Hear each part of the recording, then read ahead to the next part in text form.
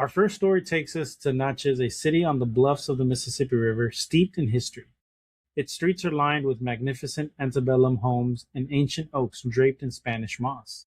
And inside the historic Natchez City Cemetery lies a grave that tells one of the most poignant and unusual stories in the entire South.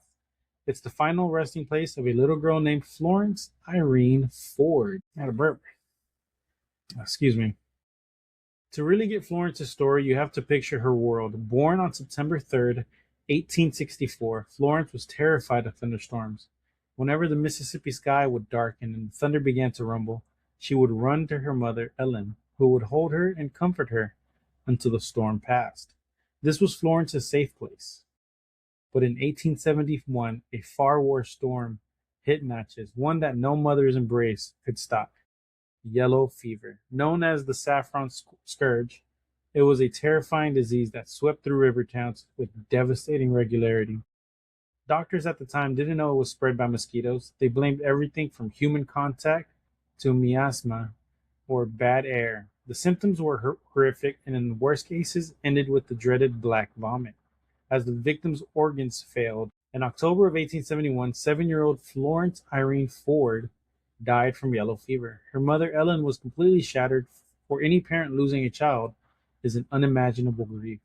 But for Ellen, that grief was twisted by a specific haunting thought. Florence, so terrified of storms in life, would now have to face them alone in the dark, cold ground. The idea was simply unbearable. Grief is love with nowhere to go. It can make people do things that seem strange to the outside world. Ellen Ford's love for her daughter fueled an extraordinary plan to keep comforting her, even in death. She had a special casket made for Florence with a small glass window at the head. Then at the gravesite, workers dug a narrow 6-foot deep stairway at the head of the grave, leading down to the coffin window. At the surface, the stairway was covered by a set of heavy hinged metal trapdoors. Now, whenever a storm would roll in, Ellen would go to the cemetery. She'd open the metal doors, walk down the concrete steps, and shelter from the wind and rain.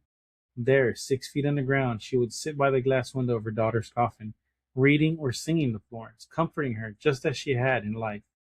It was a ritual of unending love, a mother refusing to let even death stop her from protecting her child.